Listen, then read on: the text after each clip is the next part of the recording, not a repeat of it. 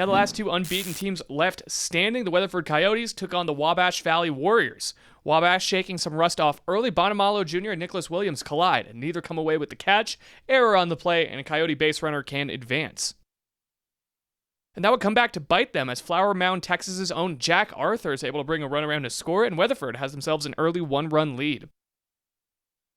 Wabash looking to answer back, and that brings us to our play of the day, brought to you by Qdoba. Jellison with a liner in the left. Talkie is able to track it down. He collects and fires to third and guns down Nicholas Williams for the putout at third. Jellison would come around to score later in the inning when Mac Mitchell gets a base hit up the middle, tied at 1-1.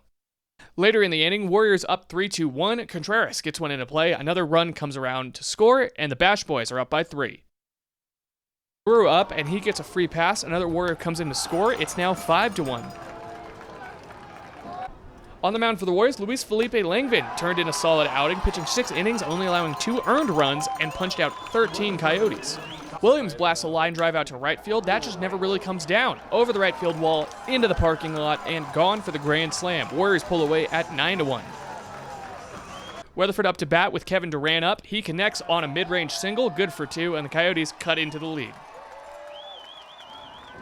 But that's where the good things would stop for the Coyotes. After a 5-run inning by the Warriors, the Coyotes were facing down a run rule. The throwing error allowed the walk-off run to score, and the Warriors remained undefeated, taking down the Weatherford Coyotes.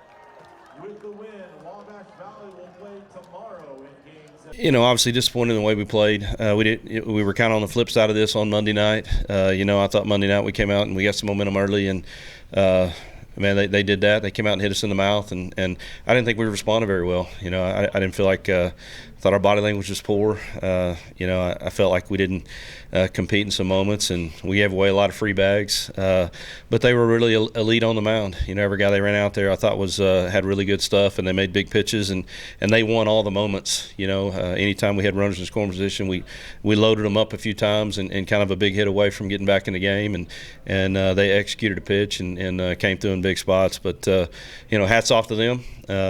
Obviously we got to regroup quick and get back to work. But it was more about what they did. I thought they came out and swung the bat really well, jumped out to a lead, and their guys competed their tails off on the mound with elite stuff. Another game that's an absolute grind early.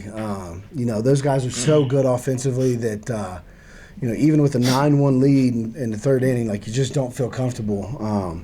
They got those 2 runs in the fourth and had the bases loaded, and I'm sitting there thinking, we're one swing away from a 9-7 game and really having to fight again. And Medrick came up big for us and got us out of that jam. Brock Lucas came up big for us in the sixth, and we just kept getting enough hits to be able to put that thing away there at the end.